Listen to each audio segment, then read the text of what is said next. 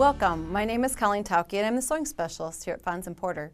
In this Quilting Quickly tutorial, I'm going to show you how to make the quilt 30s bouquet. The 1930s are a wonderful era with all kinds of little prints, and we're going to be using a lot of them in this quilt. If you'd like to purchase this pattern, please visit our website. You can see here in front of me that I have a great collection of 1930s little prints. They're really popular, people love to use them, they're whimsical, kind of reminiscent of days gone by. And we've got a good array of colors. When we use a 10-inch set of pre-cut blocks, we then get a whole grouping. That way we don't have to shop for all of them. And then we're going to pair that up with a white on white dot and a yellow and an orange as an accent for the centers of each of the flower kind of shapes you see in the quilt behind me. So we're going to take those 10-inch squares, and we are going to do a little bit of cutting on them. Sometimes people say, well, why would you take a pre-cut and cut it up? Well, we want to have 4 identical squares of the same fabric. So we're going to take a 10-inch square and we're going to cut it into 4 identical 5-inch squares. That way, we have all of the petals for our flowers. So we would then begin with the 5-inch square that we've cut. And what we're going to be doing is we're going to be making a quadrant, a quarter of this flower-shaped block, and then altering it just a little bit as you see for the next piece, and then repeating. You make 2 of these and 2 of these. So starting with that 5-inch block, we're going to be adding, the first thing we're going to put with it is the white, as you see in the block here, a triangle, but we're going to start with a square.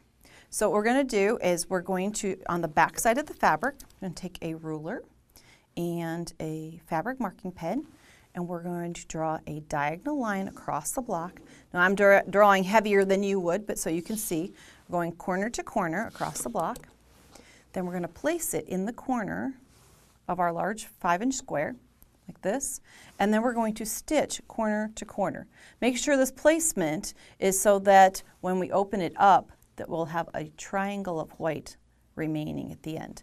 If you've placed your block this way, you'll notice that it won't come out to be covering the corner. So make sure your placement is correct if you haven't done this technique before. And I have that already done here. I've stitched across the block corner to corner.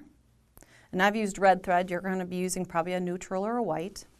And then what we want to do is open it up to double check. Yes, we've stitched that properly. And then we're going to take it to the iron and press it. The first thing you want to do though is you want to press this flat and set the seam. So we bring it over to the iron. Just warm those fibers up so that when we want them to bend, it'll be an easy bend for them. And then open it out, and it should cover all the way out to the point. A lot of times what I'll do is I'll come in and I'll finger press it first to make sure I get that seam all the way open, and then press again. Then you will want to remove that underneath layer, those 2 layers on the bottom. You can use a rotary cutter, or you can just simply go in with the scissors and leave an approximate 1/4 inch seam allowance behind. Our 1/4 inch seam allowance isn't quite as important here because we've already done the stitching. So leaving the seam allowances, we just want to leave something there so that seam is solid. Okay, so we're going to get to that point, and you're going to make you're going to do this on all 4 of the blocks that are involved in this quilt block. So do that 4 times. Then you're going to take those pieces and you're going to be adding, here you can see, you're going to add yellow to 2 of them and orange to 2 of them. There's just a little bit of a trick on the placement though. So you want to make sure as you follow your diagram, I'll lay this one up here beside it. This block we're going to put here. So if the white is in this position, we're going to put a yellow block right next to it. So we're going to do that block with that diagonal marking across it like we did the white. We're going to place it on our unit and stitch again across that block and open out and press in the same manner as we did with the white triangle. So now we have 2 units made. We'll make 2 like this with the yellow on a corner, and I have 2 of those already prepared. So now we have 2 like this. And remember, we made 4 originally, so we're going to go in and take the other 2, and we're going to create blocks that look like this with the orange on the side. And then it's all about the placement. This is supposed to be kind of the center of your flower, so think about that when you're placing so that the color ends up kind of kissing in the center. So now you've created simply a 4-patch, and you would join 1 row together here, a 2nd row at the bottom, and then join the rows together to make the blocks for 30s bouquet.